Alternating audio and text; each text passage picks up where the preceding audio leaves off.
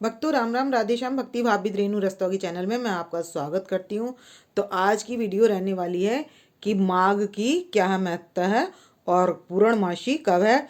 तो माघ हमारी माघ की पूर्णमासी है 5 तारीख की, 5 फरवरी की। तो हमने सबसे पहले क्या कर लेना, हमने ये पीला एक आसन बिछा लेना है, या चौकी पर हम पीला कपड़ा भी बिछा सकते हैं। तो इस तरीके से मैंने बिछा लिया पीला कपड़ा, और यहाँ पर हम विराजमान कर देंगे किसको, गौरी शंकर भगवान की। तो इसकी भी माघ में इनकी भी पूजा की जाती है, और विष्णु भगवान जी की पूजा की जाती है, और सत्यनारायण भगवान की पूजा की जाती है। तो इन सब की जाती है पूजा। तो अब हमने यहाँ पर अपने सत्यनारायण भगवान को भी विराजमान कर लेना है, और एक साइड हमें कुबेर यंत्र को भी। तो ये हमारा है नवग्रह के लिए हमें करना है ये यंत्र। तो मैं यहाँ पर यंत्र को यहाँ पर विराजमान कर दूंगी, और हमें चाहिए विष्णु भगवान जी की मूर्ति, या आपके लड्डू गोपाल जी हो तो आप उनको भी विराजमान कर सकते हैं। तो हमें पूजा के लिए किन किन चीज़ों की आवश्यकता होगी। तो हमें जनेऊ की आवश्यकता होगी, जोड़े की, तिल की, काले तिल की, और जौ की, और गूगल की। ये गूगल है,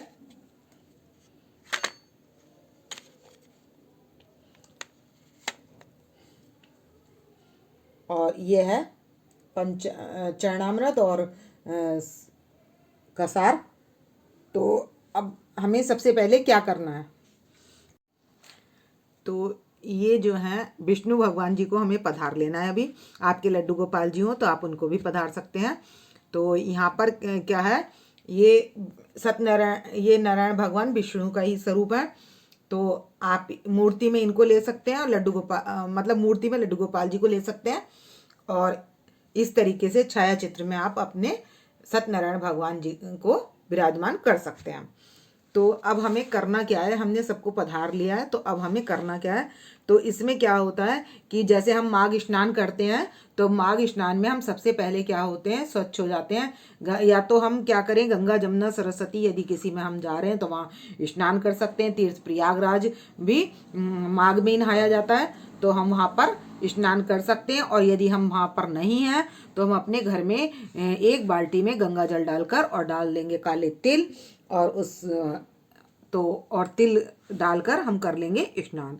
पवित्र होने के बाद हम क्या करेंगे, इस तरीके से मंडप स्थापित कर लेंगे। जैसे हमने ये मंडप मतलब चारों तरफ सजा लिया है और थोड़े फ्लावर लगा लिए, तो हम मंडप बनाकर गौरी गणेश भगवान का पूजन करेंगे। तो यहाँ पूजन करेंगे, तो अब मैं यहाँ पर रोली से तिलक वगैरह लगा दूंगी, तो इनका पूजन कर लेंगे। अब पूजन करने के बाद इन जो हम हवन करेंगे, तो अब हवन में हमें क्या क्या चीज़ें चाहिए। तो आज के दिन हवन कर सकते हैं। तो हवन करने के लिए हमें क्या क्या चाहिए, एक तो तिल चाहिए, काले तिल से किया जाता है हवन, और थोड़े से हम मिला लेंगे सफ़ेद तिल, और सफ़ेद तिल के बाद हम मिला लेंगे चावल। ये चावल चाहिए हमें, गूगल चाहिए, और हमें चाहिए घी चाहिए, देसी घी चाहिए, और जौ चाहिए, और हमें चाहिए हवन सामग्री। तो इन सब चीज़ों से हम क्या करेंगे, हवन करेंगे। तो ये हमारी है हवन की चीज़ें जो हमारे हवन में चाहिए। तो इस तरीके से हम कर सकते हैं हवन। तो आज के दिन हमें क्या करना होता है, कलश के ऊपर विष्णु भगवान जी को, लक्ष्मी जी को विराजमान करना होता है। तो आप यहाँ दर्शन कर सकते हैं कि हमारे कलश पर सत्यनारायण भगवान और लक्ष्मी जी विराजमान हैं। तो ऐसी आप छाया चित्र लेकर पूजा कर सकते हैं। और अब हम बिठा लेंगे अपने लड्डू गोपाल जी को और राधा रानी को। तो अब मैं उनको यहाँ पधार लूँगी।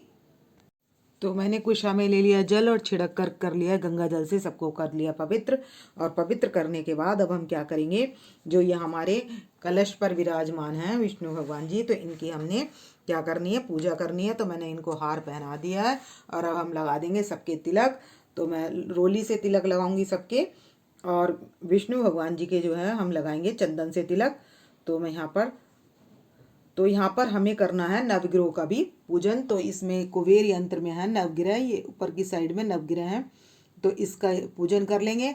और यदि आपके पास ये यंत्र ना हो नवग्रह का, तो आप क्या करें, ये सुपारी ले लें और इस पर कलावा लपेट लेंगे, और कलावा लपेट कर इसको 9 सुपारियों को नवग्रह के स्थान पर यहाँ पर हम विराजमान कर लेंगे। जैसे हमने ये नवग्रह करे ऐसे ही हम यहाँ पर 9 सुपारियाँ विराजमान करके नवग्रह की स्थापना कर लेंगे। तो अब मैं सबके लगा दूंगी तिलक।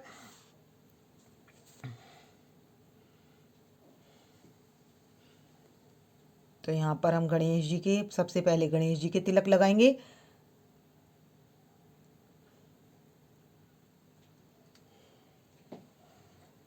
और यहाँ पर भी सभी के तिलक लगा देंगे।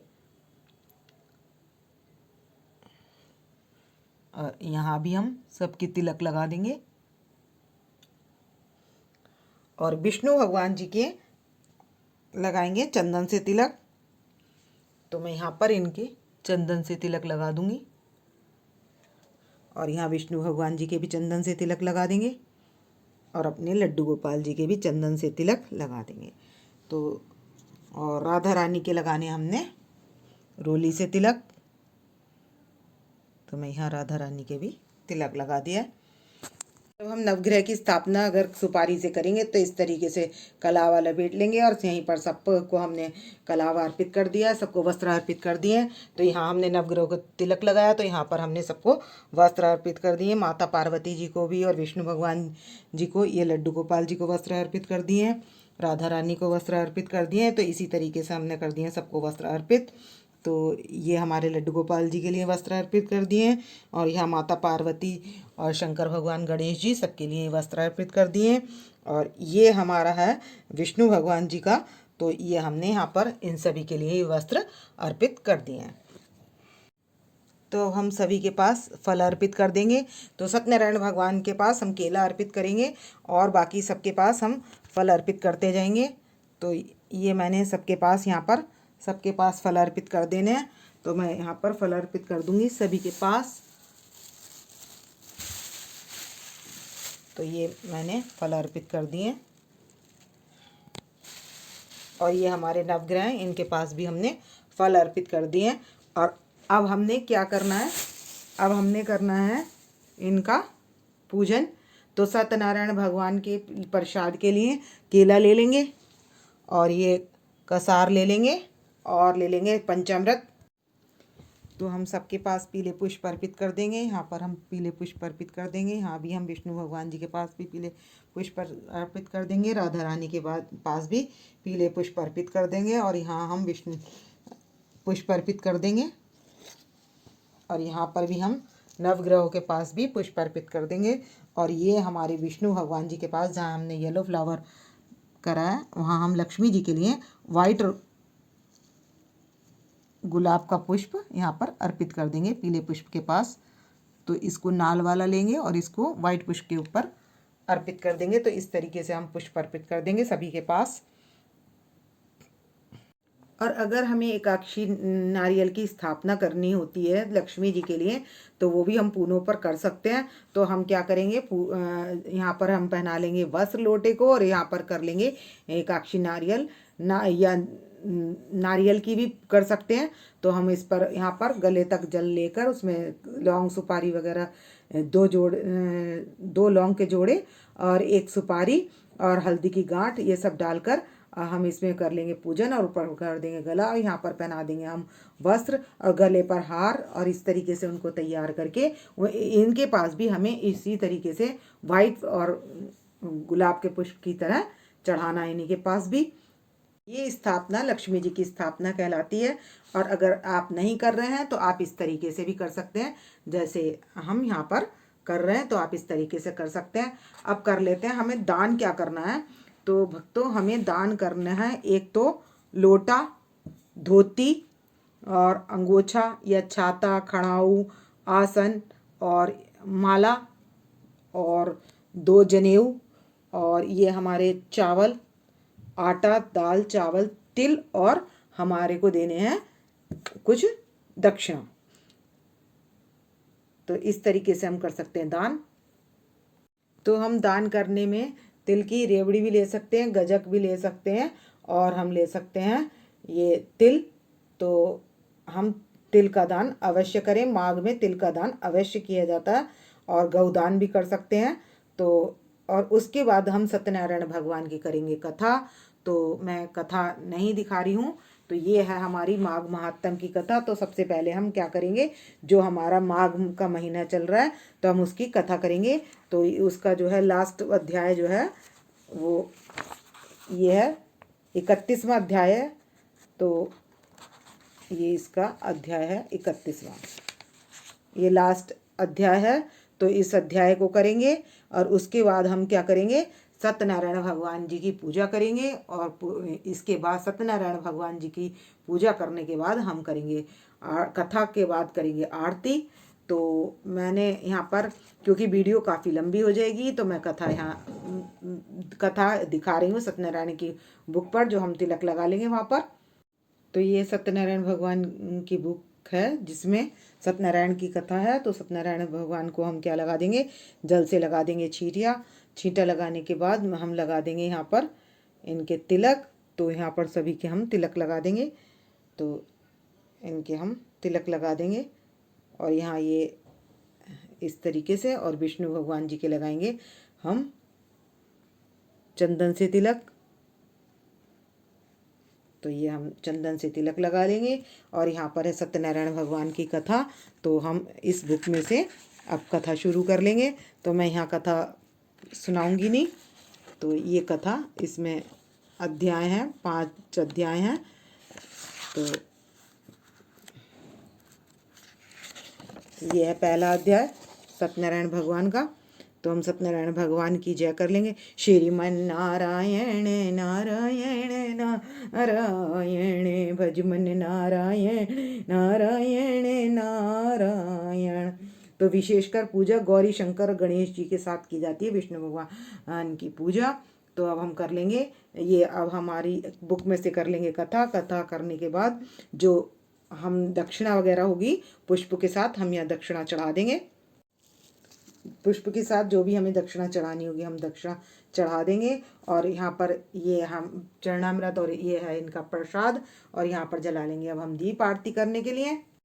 तो एक आरती तो हम गौरी शंकर भगवान जी की, यानी कि शंकर भगवान जी की कर लेंगे, या गणेश जी की कर लेंगे एक आरती, और एक कर लेंगे सत्यनारायण भगवान जी की आरती। तो हम करेंगे अब आरती। तो मैं इसमें या ओम जय जगदीश की भी कर सकते हैं। तो विष्णु भगवान जी की मैं आरती कर लेती हूँ। ओम जय जगदीश हरे, स्वामी जय जय दीनानाथ हरे, भक्त जनों के संकट दास जनों की अब गुण वंशीवा दूर करे। ओम जय जगदीश हरे, ओम जय लक्ष्मी रमणा, स्वामी जय लक्ष्मी रमणा, सत्यनारायण स्वामी जनपातक हरिणा। ओम जय लक्ष्मी रमणा। तो इस आरती करने के बाद हम घंटी बजा देंगे, घंटी बजाकर लगा देंगे भोग लगाने के बाद हम जल से शंख के जल से लेकर आरती कर देंगे ठंडी, और आरती ठंडी करने के बाद सभी को दे देंगे और हम सब ले लेंगे आरती। तो उसके बाद कर लेंगे प्रार्थना, क्षमा प्रार्थना। कर्पूरी गरम करुणावतारम संसारी सारम भुजगेन्द्रहारम, सदा वसंतम हृदयारविंदे भवामी सहितम नमामि। तो हमने कर लिए क्षमा प्रार्थना। तो भक्तों, यदि आपको मेरी वीडियो पसंद आए तो प्लीज़ लाइक करें, सब्सक्राइब करें और शेयर करना ना भूलें। भक्तों, राम राम, राधे श्याम।